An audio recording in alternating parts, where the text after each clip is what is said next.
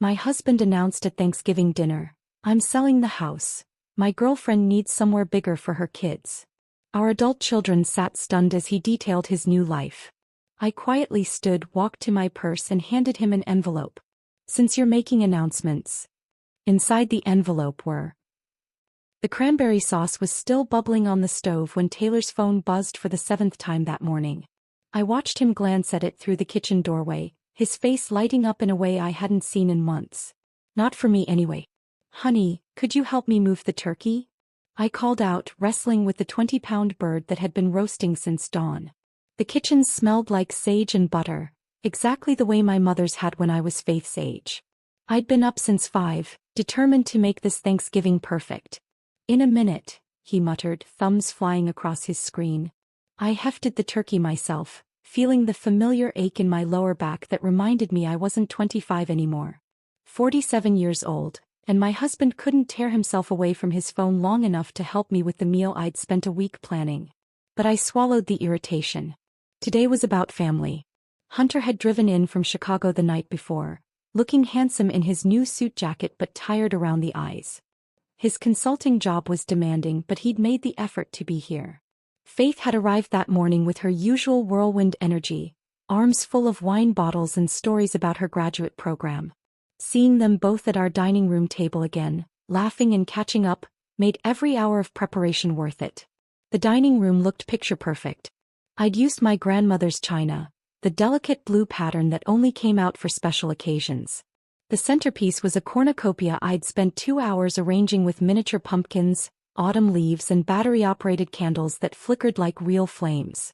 Taylor had walked past it 3 times without a single comment. "Mom, this stuffing is incredible," Hunter said, helping himself to a second serving. "Is this the same recipe Grandma used?" "With a few modifications," I smiled, watching him savor each bite. "I added some dried cherries this year." Faith raised her wine glass. "To Mom for pulling off another Thanksgiving miracle." Her cheeks were flushed from the Pinot Noir, and she looked so young and happy that my heart squeezed. We clinked glasses and for a moment, everything felt right. This was what I'd imagined when I was folding napkins at 6 in the morning, when I was hand-mashing potatoes instead of using the mixer because they tasted better that way. This warmth, this connection, this sense of belonging. Taylor's phone buzzed again.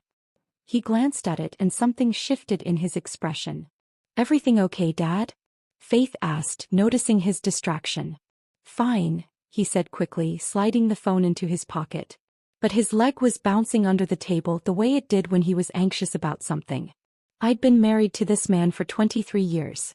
I knew his tells. The way he cleared his throat when he was about to say something difficult.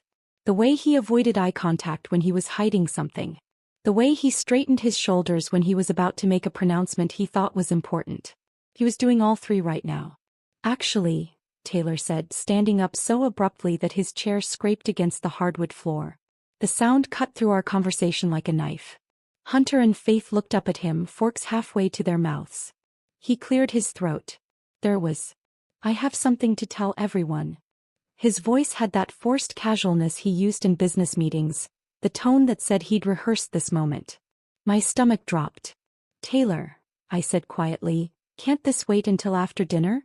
He didn't look at me. "I'm selling the house." The words hit the table like a physical blow. Faith's wine glass froze halfway to her lips. Hunter's fork clattered against his plate. "What?" Faith whispered.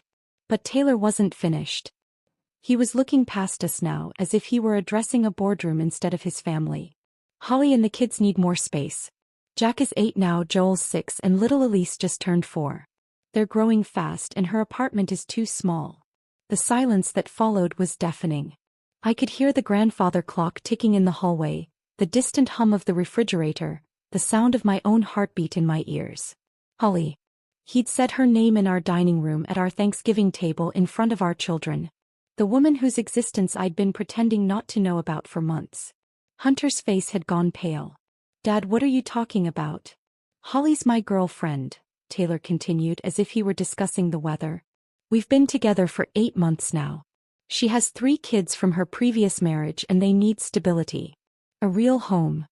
Faith made a sound like she'd been punched. "Girlfriend." I sat perfectly still, my hands folded in my lap, watching my children's faces crumble. This was how he chose to tell them. Not privately, not gently, not with any consideration for their feelings. Like a business transaction. The house will sell quickly in this market, Taylor went on, oblivious to the devastation he was causing. Holly found a beautiful place in Westfield with a big backyard and good schools. 5 bedrooms, 3 baths. The kids will love it. What about us? Faith's voice was barely a whisper. What about Mom? Finally, Taylor looked at me.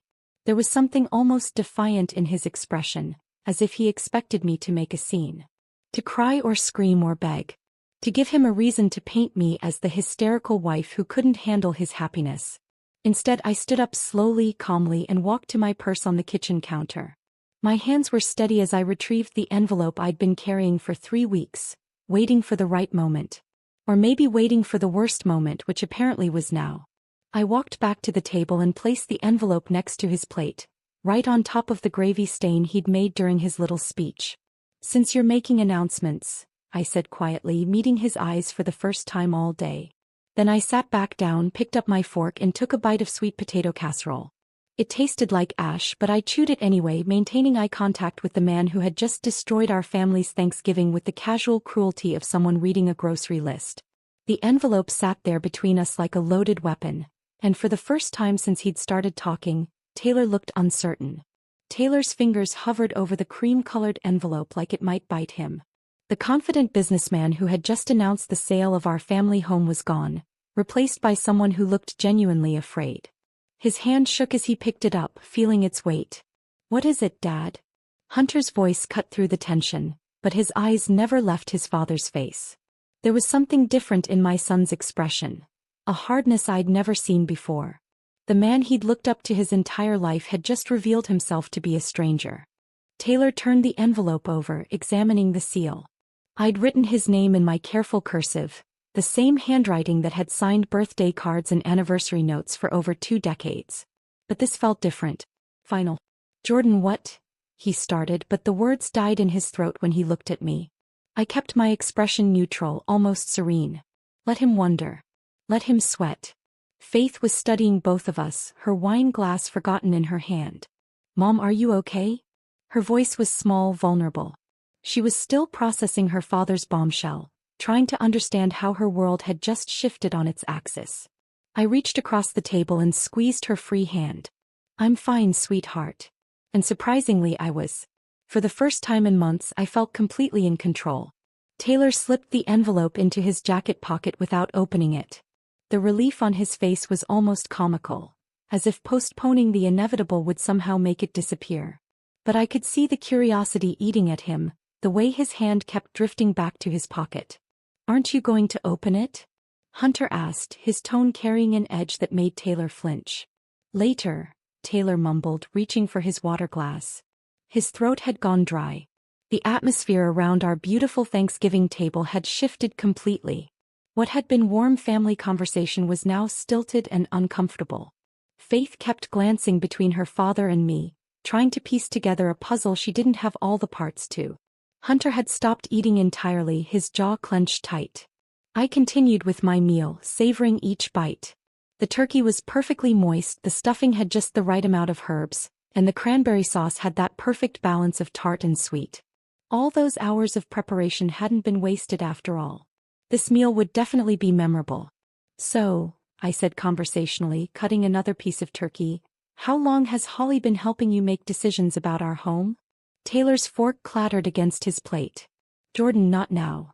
When then? I asked, my voice still calm. After you've packed my belongings? After you've changed the locks? Faith's wine glass hit the table harder than she intended. You're really doing this? You're really leaving Mom for some woman with kids?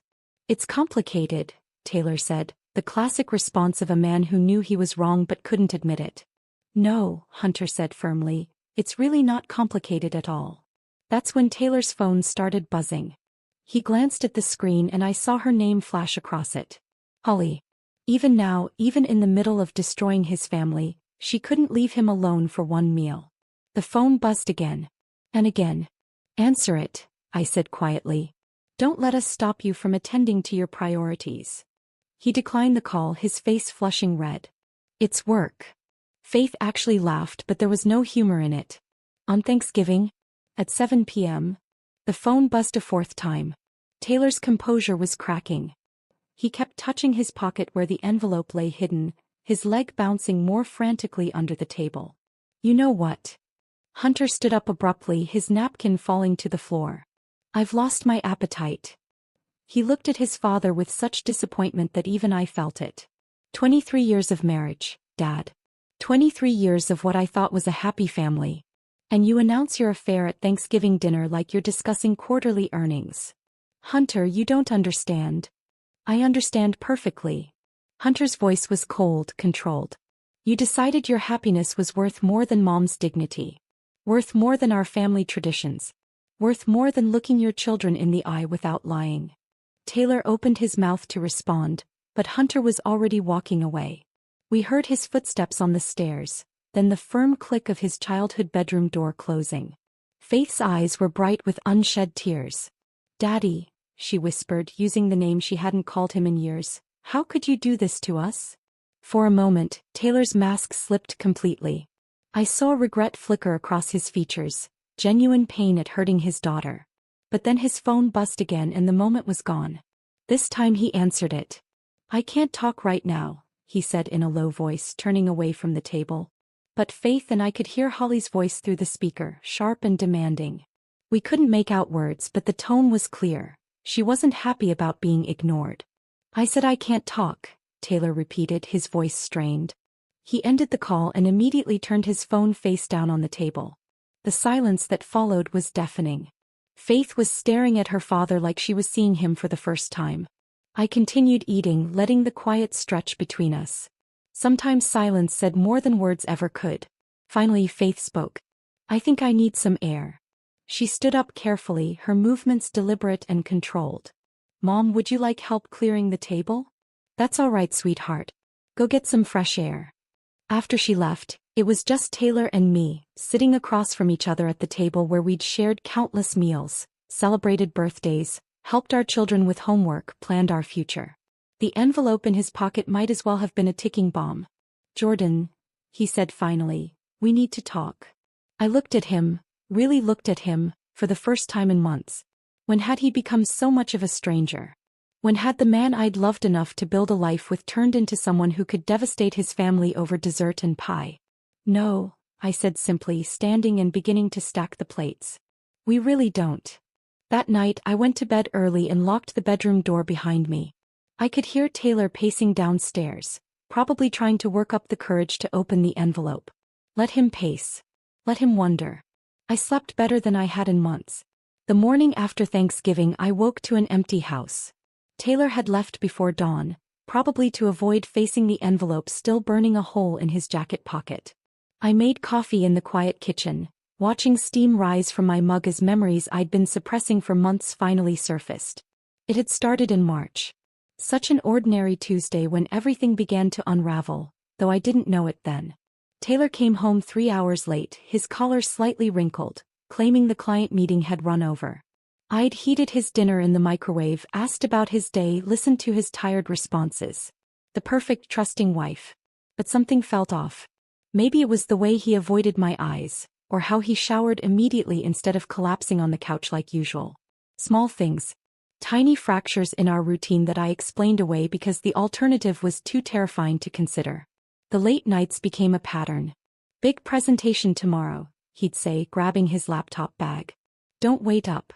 I'd lie in bed listening for his car in the driveway, checking the clock as midnight turned to 1 a.m. then 2. When I asked about the long hours, he'd sigh heavily, making me feel guilty for questioning his dedication to providing for our family. April brought the canceled plans. Our anniversary dinner reservation at Chez Laurent, the restaurant where he'd proposed 24 years ago, got postponed because of an emergency client crisis.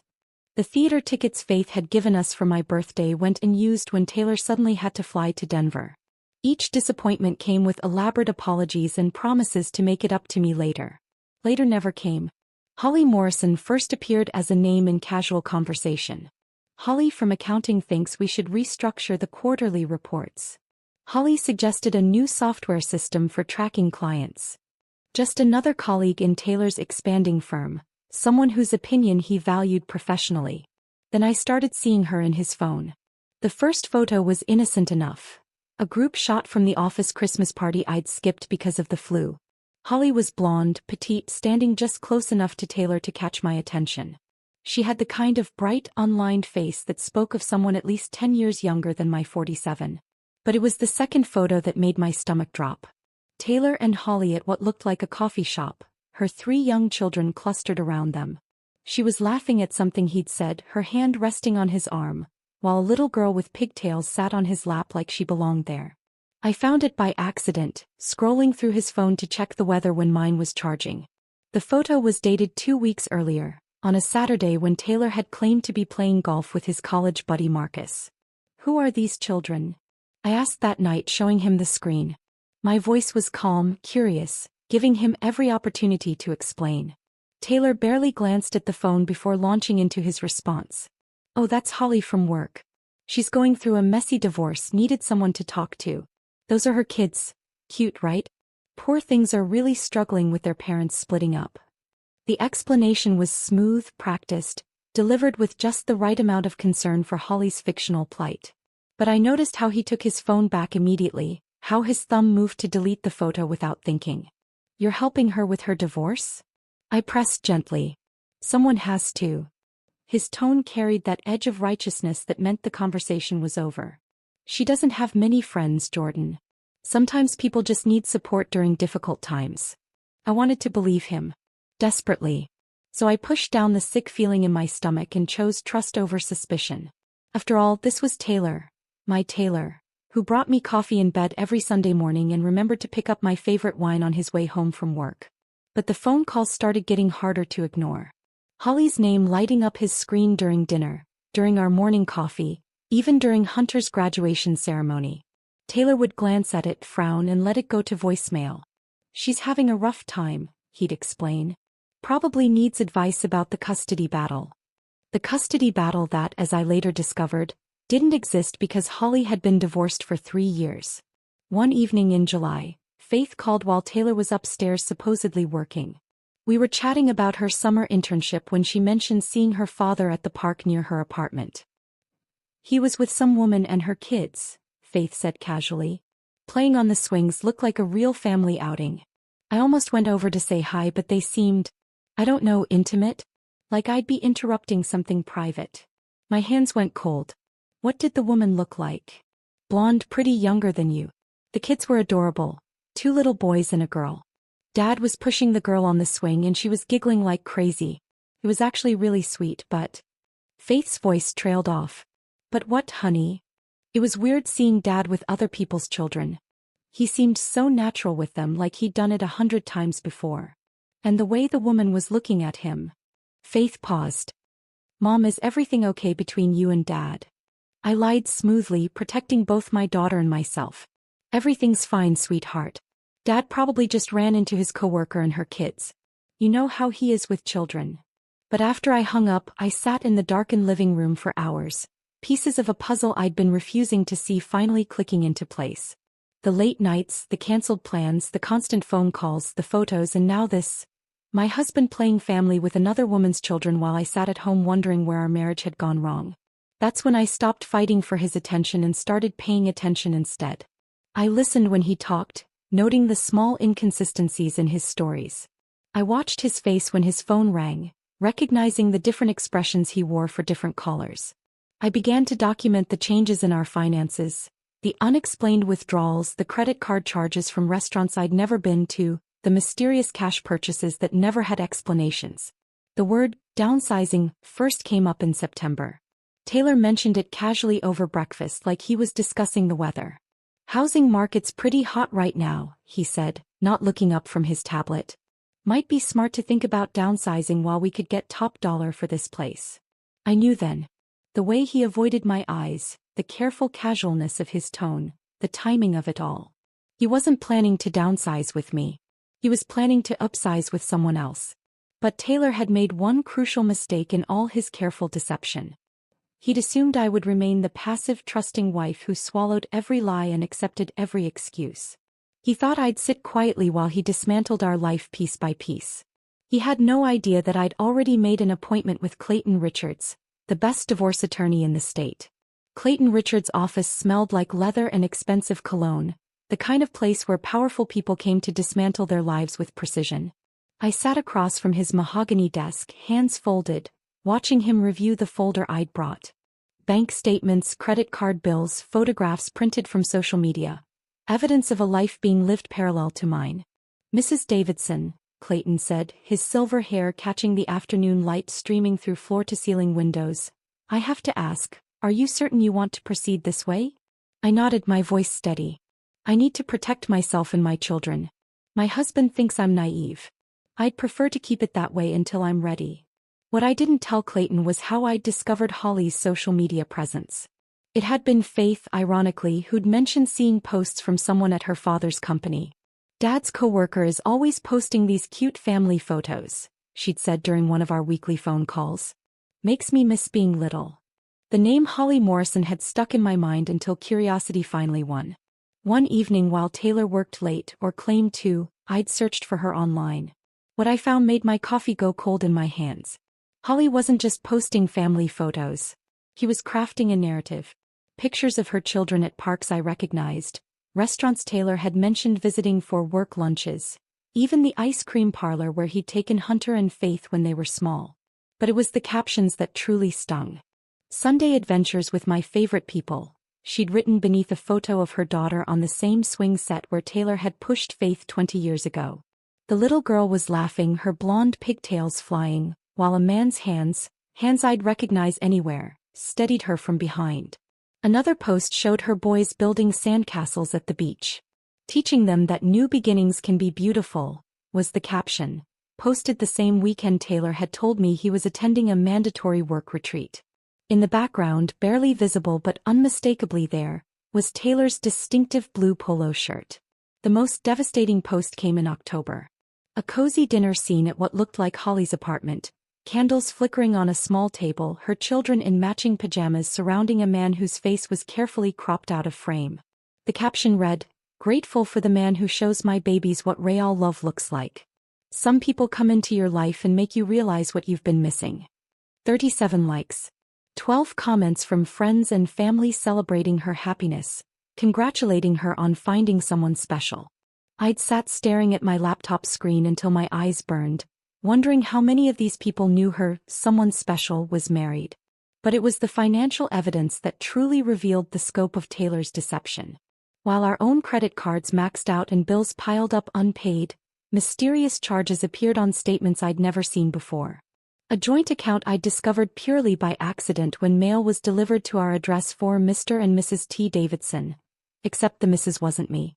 I'd opened that envelope with shaking hands, finding statements for a credit card I'd never signed for, in both Taylor's name and Holly Morrison's. The charges painted a picture of domestic bliss. Grocery stores, toy stores, children's clothing retailers. $600 at a place called Little Dreamers Furniture. Probably bunk beds for her boys. $400 at Princess Palace Boutique. Undoubtedly for her daughter. Meanwhile, our mortgage payment had been late twice, and I'd had to use my own savings to cover the electric bill when Taylor claimed his direct deposit was delayed. The most painful discovery came when I found receipts in Taylor's jacket pocket. Not suspicious on their own, just everyday purchases from Target and CVS. But the items told a story that broke my heart.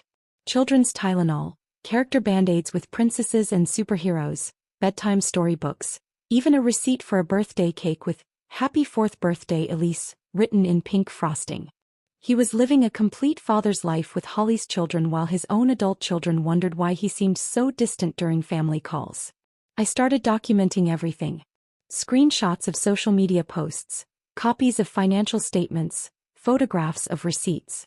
Not because I wanted to hurt him, but because Clayton had warned me that men like Taylor, successful, charming, well-connected, often tried to rewrite history during divorce proceedings. He'll claim the money was for legitimate business expenses, Clayton had explained during our second meeting. He'll say the social media posts are misunderstood, that he was just being friendly to a colleague going through a hard time. Men in his position are very good at controlling narratives. I kept everything in a safety deposit box at a bank across town, somewhere Taylor would never think to look. Every Friday I'd make my weekly deposits, adding new evidence to the growing pile. It felt like preparing for war, which I suppose it was. The breaking point came on our anniversary. October 15th. A date that had once meant romantic dinners and thoughtful gifts, long walks and whispered promises about growing old together. I'd made reservations at Chez Laurent 6 weeks in advance, confirming twice to make sure everything was perfect. At 5 o'clock I was putting on the black dress Taylor had once said made me look stunning. At 5:30 I was checking my makeup one final time. At 6 I was standing by the front door in my heels and coat, car keys in hand. Taylor's call came at 6:15. "Jordan, I'm so sorry but Holly's having an emergency." Complete breakdown about the custody situation. "I can't leave her alone with the kids in this state. Can we postpone? Maybe this weekend?" I'd stood in our entryway looking at myself in the mirror, dressed up with nowhere to go, married to a man who was somewhere else playing hero to another woman's crisis. The woman whose existence he'd once denied, whose relationship with him he'd minimized, whose children were now more important than his wife of 23 years. "Of course," I'd said, my voice calm as glass. "Family emergencies come first." After I hung up, I didn't change out of my dress. Instead, I drove to Chez Laurent alone, sat at our table for two, and enjoyed the most expensive bottle of wine on the menu.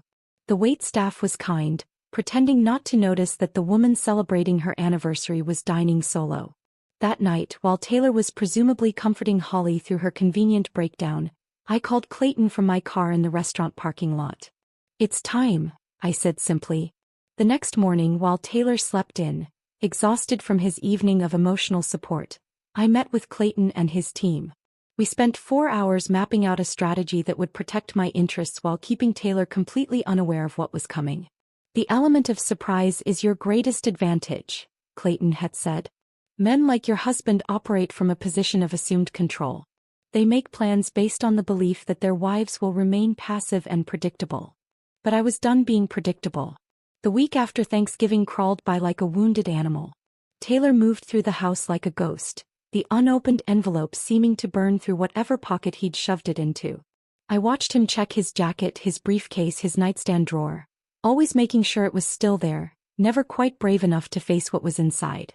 I went about my normal routine with an almost zen-like calm. Morning coffee, afternoon errands, evening news. But underneath the surface I was electric with anticipation.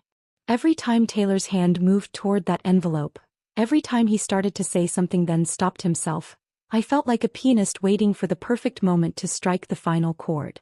On Thursday morning, exactly 1 week after he'd destroyed our family Thanksgiving, I was making pancakes when I heard footsteps on the stairs. Heavy, deliberate steps that spoke of a man who'd finally worked up the courage to face his reckoning. Taylor appeared in the kitchen doorway, the cream-colored envelope clutched in his trembling hands like a weapon he was afraid would explode. His hair was disheveled, his eyes bloodshot. He clearly hadn't slept much. "Good. Jordan," he said, his voice hoarse. "What is this?" I flipped a pancake with practiced ease, not turning around. "Open it and find out." The sound of tearing paper filled the kitchen. I could hear him unfolding the documents inside, the rustle of official paperwork that would change everything. Then came the silence, long, terrible, absolute silence that stretched between us like a chasm. When he finally spoke, his voice was barely a whisper. "You transferred the deed." I turned around slowly, meeting his eyes for the first time in days. His face had gone completely white, and his hands were shaking so badly the papers rattled. 3 months ago," I said conversationally as if we were discussing the weather. "Amazing how much paperwork goes unread when you're busy playing house with someone else's family. You set me up." The words came out as a hiss, full of rage and disbelief. "You planned this whole thing." I took a sip of my coffee, savoring the warmth. I protected myself. "There's a difference." "The house," he started, then stopped, his mind clearly racing through the implications. "Holly's expecting, we've been planning. Holly's expecting a house that was never yours to give." I set down my mug with deliberate care. Funny how that works. Taylor's phone started ringing. Holly's name flashed across the screen, and I watched the color drain from his face entirely. He'd clearly promised her something he couldn't deliver, and now reality was calling. He answered on the fourth ring, his voice falsely cheerful. Hey babe. Holly's voice was sharp enough that I could hear every word from across the kitchen. Taylor, I've been thinking about the timeline for the house sale. The kids are so excited about their new bedrooms and I want to start looking at furniture. When do you think we'll have the paperwork signed? Taylor's eyes met mine across the kitchen. I smiled sweetly and took another sip of coffee. Actually, Holly, there's been a complication. The silence on the other end of the line was deafening. When Holly spoke again, her voice had dropped to a dangerous whisper. What kind of complication? It turns out the house isn't, technically, in my name anymore. What do you mean it's not in your name? It's your house. Taylor looked at me helplessly as if I might somehow rescue him from the mess he'd created. I turned back to my pancakes, humming softly to myself. Jordan transferred the deed, he said finally. Without telling me. I found out today. The explosion that followed was spectacular. Holly's voice reached a pitch that probably shattered crystal somewhere in the neighborhood. Words like betrayed and manipulated and lying snake filled the kitchen, and I had to admit I was impressed by her vocabulary. So let me get this straight, Holly was saying when her voice finally dropped back to human range. You promised me and my children a home that you never actually owned? You made me believe we had a future when you were just another cheating husband with no real plan? Holly, please. Don't you dare Holly please me. I've wasted 8 months of my life on a man who can't even secure a roof over our heads. My children have been planning their new life and you've been lying to all of us. The line went dead. Taylor stared at his phone like it had bitten him, then slowly looked up at me. She hung up. Shocking, I said dryly. Who could have predicted that a woman looking for financial security might lose interest when the money disappears? His phone buzzed with a text message. Then another. And another. I couldn't see the screen, but Taylor's face told me everything I needed to know about Holly's final thoughts on their relationship. 23 years, he said suddenly, his voice breaking. 23 years of marriage and you destroy it all with paperwork.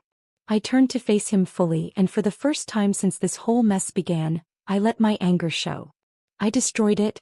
I destroyed our marriage. I set my spatula down with enough force to make him flinch.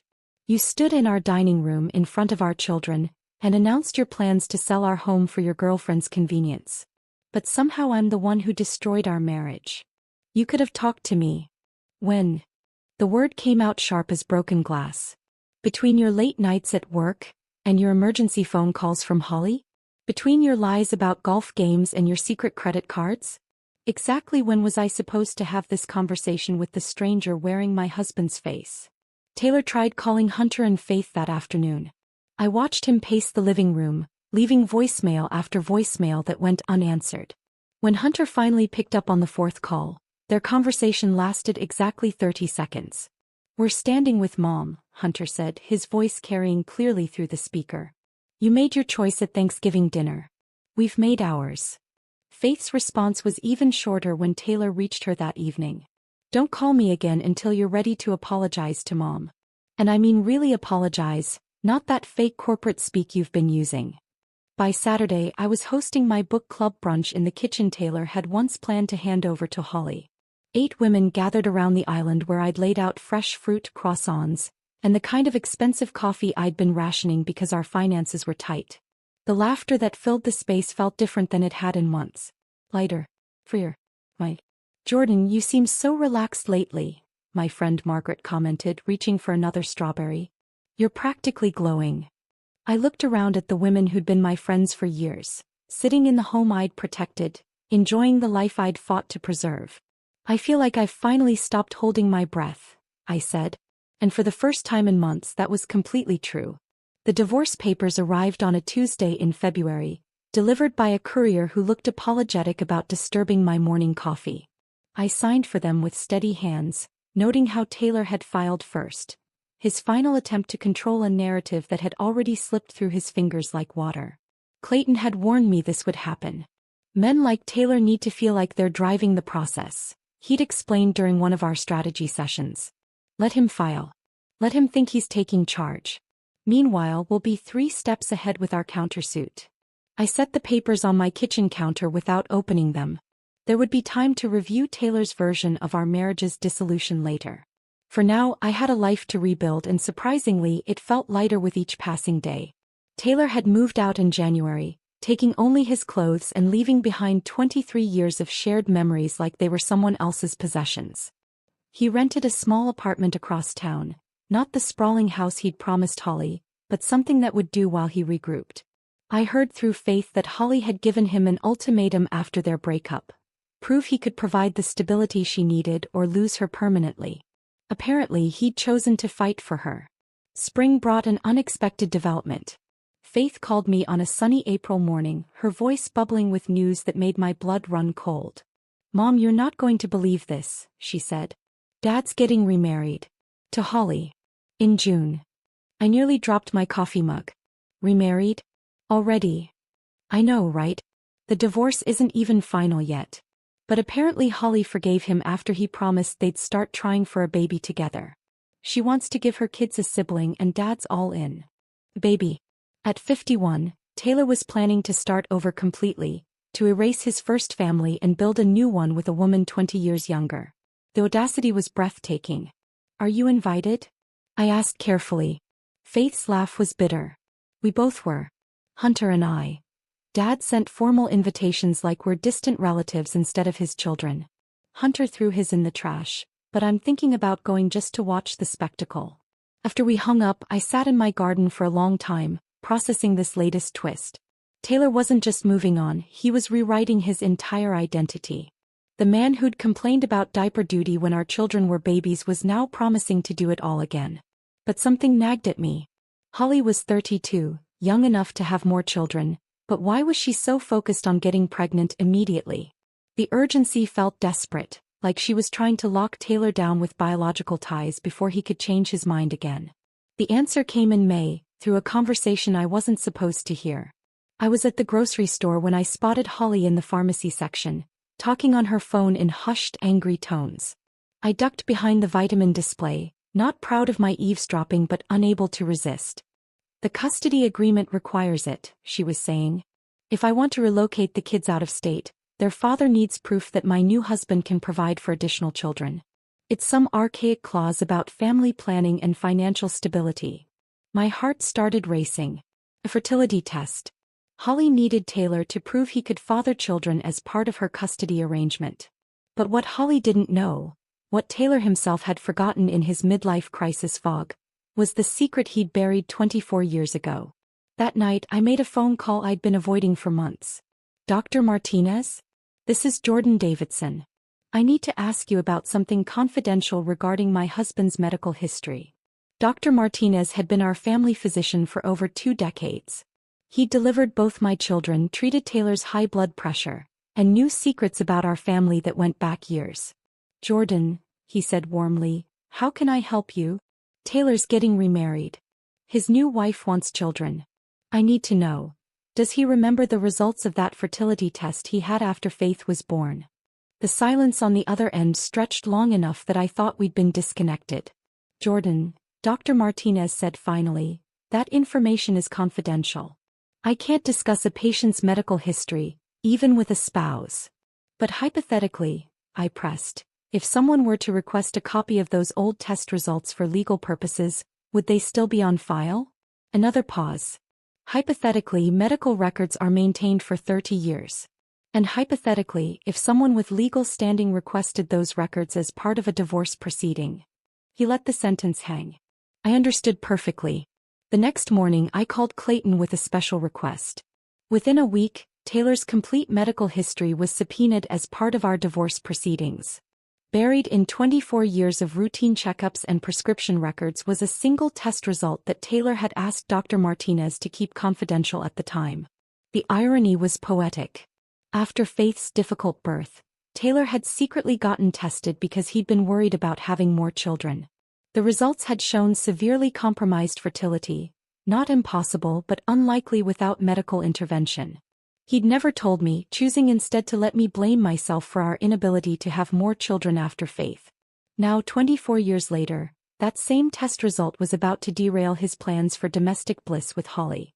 Clayton's team arranged for the medical records to be delivered to Taylor on his wedding day.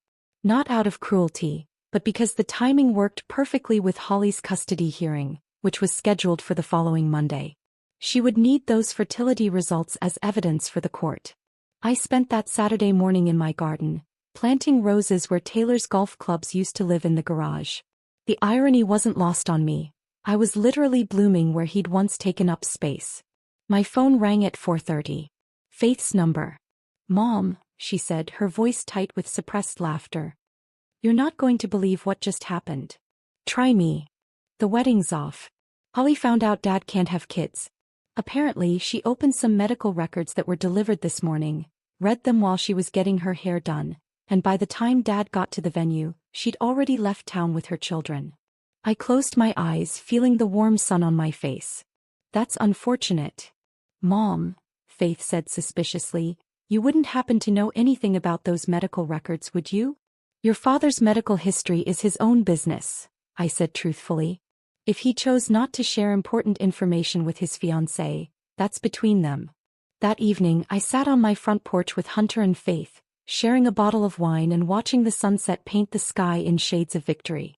Taylor was somewhere across town, probably sitting in an empty banquet hall, surrounded by centerpieces no one would see and a future that had evaporated like morning mist. Meanwhile, we were exactly where we belonged, in the home he'd tried to give away, building new memories on the foundation of the old ones, proving that sometimes the best revenge is simply refusing to let someone else's choices destroy your happiness. Karma, I'd learned, doesn't always arrive when you expect it. But when it does, it has perfect timing. The autumn leaves were just beginning to turn when I received the invitation in my mailbox. Cream-colored cardstock, elegant script, the kind of formal announcement that spoke of new beginnings and careful planning. Hunter's engagement party, scheduled for the first weekend in November at the country club where he'd learned to swim as a child. I ran my fingers over the embossed lettering, smiling at how life had come full circle. My son had found love with Sarah, a brilliant architect who made him laugh in ways I hadn't heard since he was a teenager. They'd been dating for 2 years, but something about this past year had solidified their relationship in a way that spoke of permanence and genuine partnership. Faith was thriving too. She'd graduated summa cum laude and landed a position at a prestigious environmental law firm in Seattle. Her voice during our weekly calls carried a confidence that hadn't been there before, as if watching me rebuild my life had given her permission to dream bigger for her own. The house had become truly mine in ways that went beyond legal documents. I'd repainted the living room in soft sage green, hung artwork I'd chosen without consulting anyone else's opinion, and converted Taylor's old office into a reading nook filled with plants and natural light. The space breathed differently now, unburdened by the weight of pretense and hidden resentments. My morning routine had evolved into something I actually looked forward to. Coffee on the back porch, 20 minutes of yoga in the sunroom, then whatever the day brought without the constant undercurrent of tension that had defined my marriage's final years. Some mornings I gardened. Others, I painted watercolors that would never hang in galleries but brought me quiet satisfaction. On Wednesdays, I volunteered at the women's shelter downtown, helping other women navigate the legal complexities of starting over. Clayton had become more than just my attorney. He'd become a friend whose wisdom extended far beyond legal strategy. Our professional relationship had ended when the divorce was finalized 6 months ago, but we still met occasionally for coffee to discuss books or local politics. He'd never remarried after his own divorce 15 years earlier, and while neither of us had broached the subject of anything beyond friendship, there was an ease between us that felt like possibility. Taylor's story had taken a different trajectory. After Holly's departure, he'd spiraled in ways that might have concerned me once upon a time.